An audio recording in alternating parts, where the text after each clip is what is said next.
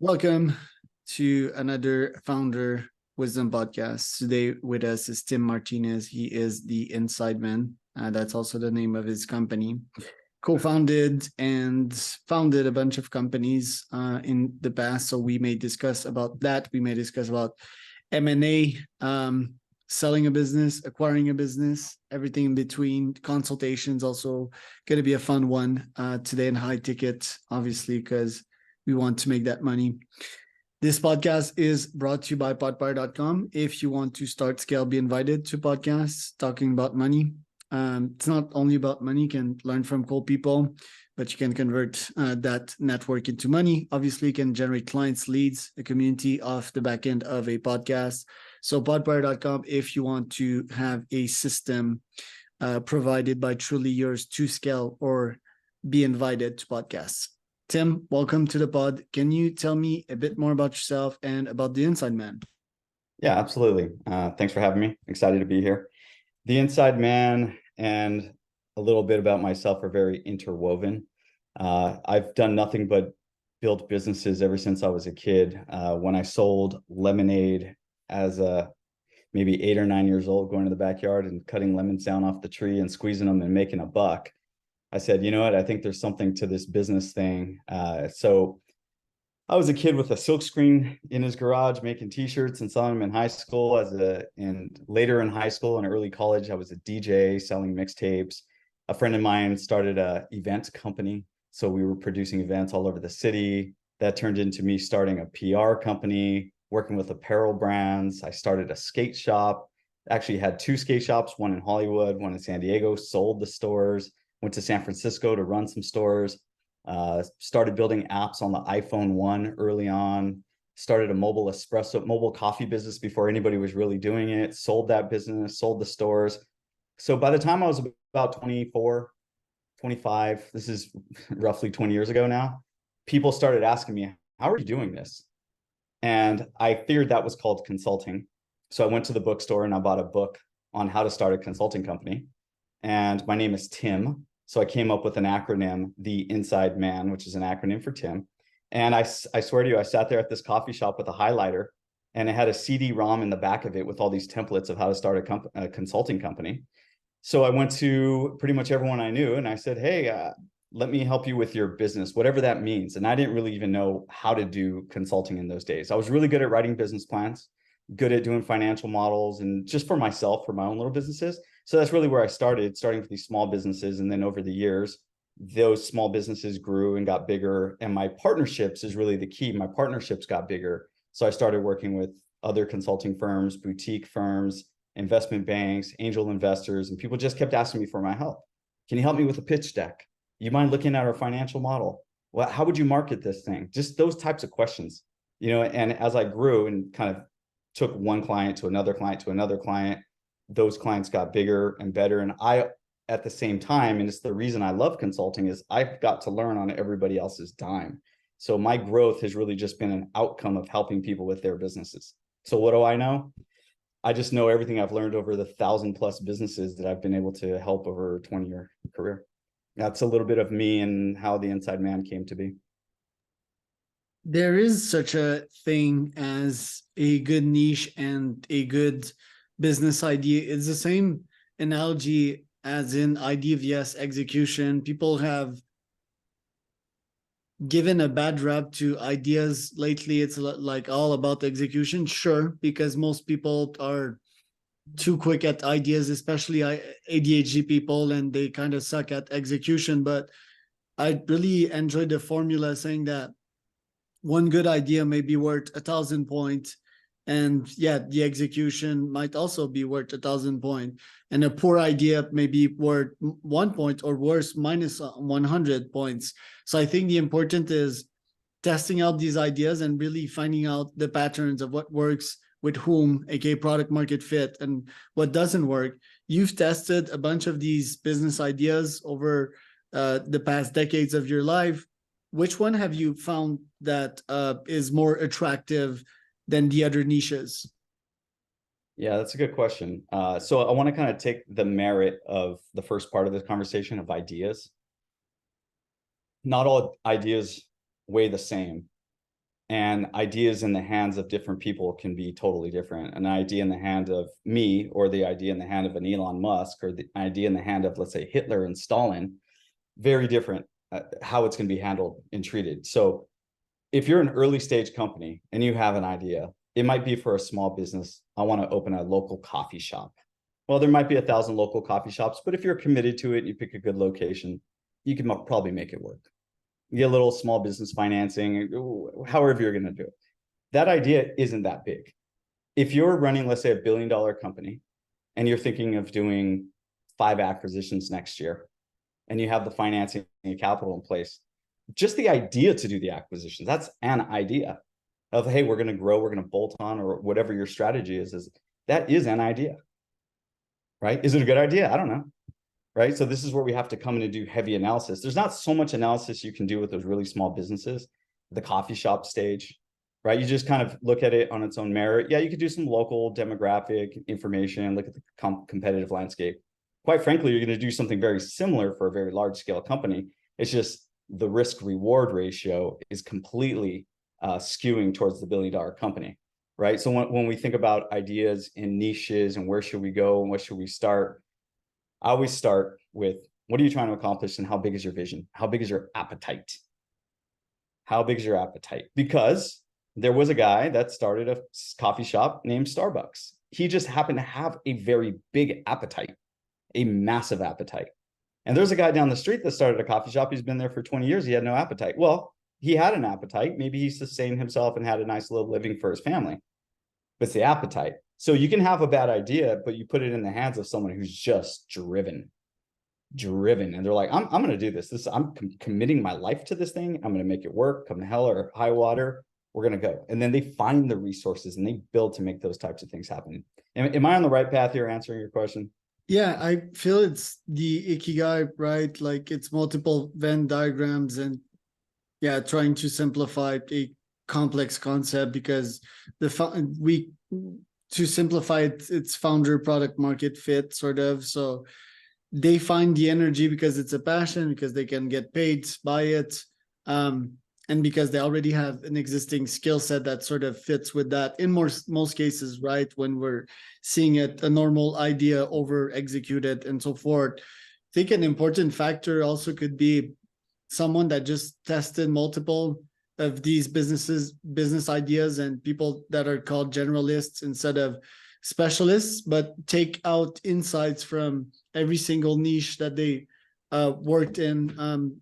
Believe it's Jean-Paul Deloria or something like that, the guy behind Patron, and the hairstylist, or Richard Branson or Musk, for example. They take things out of multiple fields and assemble them so that whatever business idea that they judge 1,000 points, they just get all in, because they already have that OS and they already have these tools and these technologies to be successful in these businesses. Now, it doesn't mean that it's easy. If you see Musk, you just see it all over his face and his body. Executing and being successful in one field is extremely hard. Do you believe, for example, that his Twitter bet was a good one? Do you think he's gonna turn it around and make it successful? I don't know. I'm so confused on that bet, quite frankly. Even moving it from Twitter to X was very interesting. He's a very smart guy, and I would have to imagine he's playing a very long game. Yeah, the everything app is his plan. I think, I just finished the book, and the why, yes, it's confusing. I think he made a bet because he likes drama. But there seems to be always that underlying intelligence in everything that he does. And it seems that he's too big to fail, that he has that OS that, if he could make a car production chain scale, how hard can it be for him to rebuild Twitter, which is like servers and firing 95% of his workforce and just keeping the hardcore engineers. And for example, the server thing, he took $100 million bill a year for Twitter's servers, I believe, if I got that right, and diminished it by to 90%, So he's into cost cutting. He knows he's into feature adding. He began adding features on Tesla. He's into assembling a very hardcore team of engineers, pure engineers, no bullshit. He's really into low EQ stuff, and people talk a lot about EQ nowadays. Well, Musk is all about IQ, he's all about assembling the dream team and giving zero shits, and being almost zero on EQ and 100% on performance. In your case, you've started various of these businesses, and nowadays you help a bunch of businesses scale arguably and develop systems and so forth. What niche have you seen in particular that is particularly promising and might grow 10x in the next decade? Yeah, so one of the businesses that I co-founded almost 9 years ago is called Digital Niche Agency. We originally started because we wanted to help businesses target small niches on the internet versus mass marketing. So instead of just being a television agency or radio agency, I worked in mass media. We wanted to go the opposite direction. So target these small niches. However, about 2 years into the business, we stumbled upon a niche called equity crowdfund marketing, where there was a ruling passed, I believe during the Obama administration, called the Jobs Act, and it allowed companies to raise capital through marketing their offerings from retail investors. So we positioned ourselves, because I had a few relationships in the space that were just getting going. We positioned ourselves as the #1 equity crowdfund marketing agency because there was no other agency doing it at the time. Since then, we've been able to really solidify ourselves and plant our flag in equity crowdfund marketing. And I believe that's going to be one of those industries that continues to grow. And as it gets bigger and bigger, we're going to start to see more major players from the VC space come in. They're not there yet, but they will be. And we're continuing to grow. I mean, it's still really just scratching the surface, but that is one of those niches. Seems that, yeah, crowdfunding has diminished in velocity, but you're like right into it, so you have more data on me than on that one. Because Indiegogo, Kickstarter, and I know that it's not necessarily this that we're talking about. I think we'd be more into the WeFunder area of things, but even WeFunder, I believe there's Republic as well in that area. So what are you? And net capital, Title III funds. Yeah. What are you seeing in these niches that I'm not seeing? Because, well, I do believe that retail investors are kind of less educated and not necessarily more risk prone. Definitely, I think more risk averse than entrepreneurial type of folks and rich folks. Although, like, I'm not informed enough on that, but it seems that they have a greater, not a more easy time departing with their money, or maybe it's just because they're giving that opportunity, and if they speak to their financial advisor, they might be advised to do so, just to divert their money into various areas, put their eggs into various baskets. But what are you seeing on the data side of things? Is it just because you can pull out Facebook ads and redirect them to invest into that company? Like, what are you seeing? Yeah, so I'll give you an anecdote with a story to the answer here. Previously to equity crowdfunding, working in investment banking, working in management consulting, there was a very particular path that you raised capital. It started with getting your business plan and your financial model and your deck together, then building a hit list of investors, family offices, VCs, doing the dog and pony show, as we call it, road shows, dinners, going everywhere you can, pitching events. They weren't as sexy as they were now. I'm talking maybe 10, 15 years ago. So it was a very slow process. And you could only really speak to so many people. I mean, there were some newsletters and things like that you could do, but you're working with high net worth individuals. So that's a small group amongst themselves. And you really had to know your way in the door. So you were limited by what you can do. And plenty of people are still raising capital this way, by the way. I get called almost every day by some group looking to raise capital through accredited investors only, doing a Reg D, and they just want introductions, right? And you're using very expensive tools like Capital IQ and all these different Axial and things of that nature to build your list, right? As an analyst, you're banging on the phones, calling family offices and saying, please look at my deal. Give me 5 minutes. 5 minutes, they'll give me 90 seconds and let me set up a meeting between you and the CEO. Old model. What we're saying with the new model is we're democratizing the whole process. So you don't need to do that anymore. You could just put your offering up on a landing page and push people there, traffic that are affinity based, right? So if you're raising for a golf product, I can just send golfers there. They don't need to be high net worth individuals, which means I can now sell to everybody. The check size is much lower. $1,000 is the average investment, but most people are only trying to raise $1 million. So you need 1,000 investors at $1,000 a pop to get $1 million.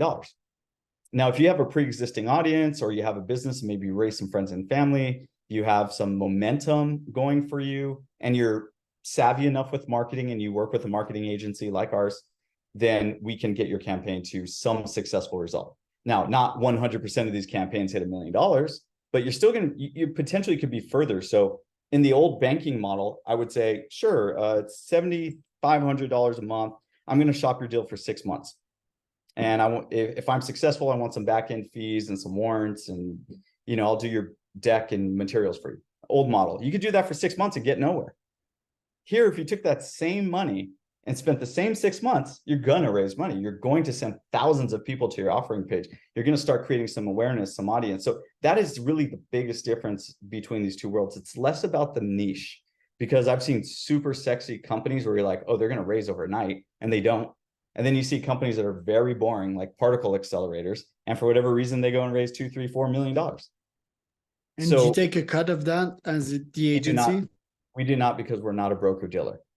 So we just don't want to play in that sandbox. We take fee for service as an agency. $5K a month? It's all across the board. It depends. There's a fee for content marketing, a fee for media spend, media management, a fee for strategy, agency, classic agency stuff. Very interesting. And with your consulting practice, you and I, we've talked a bit about that on Monday. It's high ticket, definitely. And we also have talked about the use of AI to potentially help. On the short term, it's somewhat unrealistic. But tell us about what you do in the consulting field, how high ticket it is, and the use of AI to potentially scale it. Yes. Okay. So on the consulting side, I work with CEOs and their executive teams. It's generally the CEO that outreaches, and he's put in contact with me 100% through referrals. It's a very difficult business to scale, but that's fine. It's a lifestyle business, and I really enjoy the work. So the CEOs that I get in contact with are usually having some form of existential problem. It's very rarely something that a vendor can come and fix. I'm thinking about a succession plan, and I'm not entirely sure who's going to fill my shoes or how long it should take to execute this succession plan. It could be, man, I've seen so many situations, so I'm just trying to go through a laundry list of items here. Cost cutting is big, right? I mean, now that's not really areas that I fully get involved in, but that is something that people want, right? I'll give you a perfect example: COVID. Anytime there's a major crisis, my phone starts to blow up. We're in a recession right now, right? Credit is shrinking, it's tightening up. So my phone calls, how do I get past this thing? What do I go for capital? What do I do for fill in the blank? It's usually some kind of crisis, and they're coming at some point in need, and someone says, you should call Tim, right? I'll give you an example. I have another client right now that's talking AI. It's not always so hot, like the world is falling apart. Sometimes it's very smart, savvy CEOs that say, you know what, we need to really, really start thinking about AI. We have 300 employees, and can we cut half of them through automation and AI? It doesn't have to be today, but is that where the future's headed? Right? So as a management consultant, the job is to go in, hear the need, and then get beneath the need and look at the root of the need. Because most times, 9 times out of 10, what they're telling you is the problem is not the problem. It's usually something deeper and then deeper and deeper. And I always say business and personal are connected. They are absolutely connected. So especially CEOs that are, let's say, 60 plus, they might start having some health issues they don't want to talk to people about. Maybe they're, having problems with the kids and so on and so forth. And these things start to bleed into the business. So we start kind of dealing with the whole person, if you will, the whole holistic person. and then getting deep to those roots, and then asking the simple question of, what is it that you are trying to accomplish? What do Right. you, if I was the genie, and I've asked this question to so many CEOs, if I am the genie in the bottle, what do you want me to solve for you? And I can't tell you how many times after they've called me, the world is on fire, they don't even have a clear answer to that. Sometimes Right. they do, sometimes they don't. And this is why it's rarefied air. That's what we were talking about last time. As a consultant, it's hard to offset what I do with an AI. Now, I'm not so arrogant to say AI can't do what I do. But what I'm talking about here is a very, very soft skill. And most of the consultants that I know, and the CEOs that I know, and executive board members and directors and high level CEOs and investors, people that are in this community, they understand how important that soft skill is. Very How interesting. yeah. Yeah, because my question was like, is a big problem a boring one in which there's multiple branches and you need to analyze and take your time? But I guess I had my answer, which is that, yeah, it's most of the time it's humans and personal problems. What are your top 3 goals for the rest of this year? Yeah, so every business that I'm involved in that I'm a partner in has a financial goal. So one of my goals is my clients' goals, to hit those financial goals. I like to finish the year strong. I'm very meticulous when it comes down to planning, strategic planning. So I like to look at the progress we've made and what's left on the list that we didn't accomplish, right? I don't like a year to end where we talked all year, even about simple things. Hey, we're going to redo the website. We're going to hire this new hire. If we didn't do those things, I only have 2.5 months left. I really got to get these things done, because I understand that when you accomplish goals, it's good for morale. It's very often good for the balance sheet. It's good for a lot. So I like to push for those things. Personally, I feel very blessed to live in a space where I get to do what I enjoy. So for me, I'm always just looking for great clients to help, to serve, to support. I'm building a community right now, online free community. I've done a lot of pro bono consulting over the years, and mainly for underserved communities, for entrepreneurs that just don't have the means and resources. So I started something because I haven't had that for probably about 9 months or so. So I started this, and I'm letting people into the community, and we're having weekly calls. I'm having tons of fun with it. So quite frankly, that's the reason I'm doing it. Selfishly, it's fun for me, and I'm able to add some value. But again, usually those goals, I have to go back to every business's strategic plan and say, are we almost there? Are we going to get there? And then in early December, I started doing strategic planning for the following year. So that's a massive initiative, tearing apart all the financials, looking at all the pros, all the cons. Where do we go right? Where do we go wrong? What do we do about it? That kind of stuff. So it's going to start ramping up and getting pretty busy here. What do you do when your clients do not reach their goals consistently and are not putting the actions and are being lazy? Yeah. So you have to get in their face about it. The thing is, you should never get yourself to a point as a consultant to where it's a big surprise. Oh my gosh, we didn't hit our goal. Right? If you're doing it right, you know what's happening every week, every step of the way. What's being done, what's not being done, what's being done, what's not being done. And you should keep a record of everything that you got buy-in and commitment from whoever your clients are, whoever your team is. If you're working with the executive team, as I do, it might be the CEO, the CFO, the COO, and the CMO, and maybe the head of HR. Right? These are your 5 people, and every one of them has a very particular goal. So that your job as a consultant to hold everyone accountable, keep them on track, and then be a sounding board, and then ask them what do they need and encourage them to get those things done. If they're not getting done, it's not a mystery, because you've known about this thing for so long. And then you have to ask the hard question, which is, what are we really going to do about this? How important is this to the company? Why has this been pushed off? Can I get a verbal commitment? Using peer groups, very important. I know you have the mastermind going. I can't tell you the value of a peer group. I mean, it's immense. And those peer groups could be a lot of different things. But even internally with a small executive team, putting it out there verbally. I just got off a call this morning where the CEO went all around the table and said, okay, it's been a month since we last did our strategic call. Did you do the thing?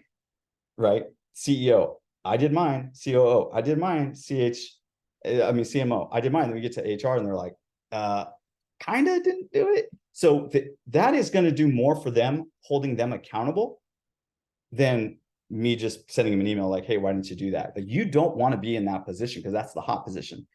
You know, and I have an old saying that people fire themselves. You know, no one people let themselves go. People let themselves off the hook. People, you know, so they don't have that level of accountability. My job as a consultant is to come in and feel what's happening, to get a real good sense of who we're dealing with. And then, you know, the fish stinks from the head. If you want to see what's falling apart in a business, you always have to start with the leader. You always have to start at leadership.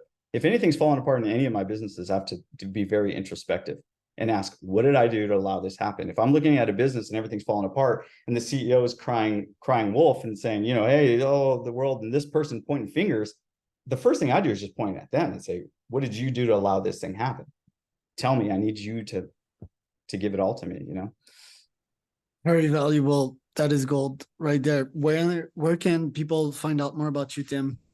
Yeah, LinkedIn is probably the best way to get a hold of me. My LinkedIn title is The Inside Man, and you can go to theinsideman.biz. I also run a Substack. It's Tim the Inside Man on Substack, and I just publish every week things that I feel and things that I observe throughout the week.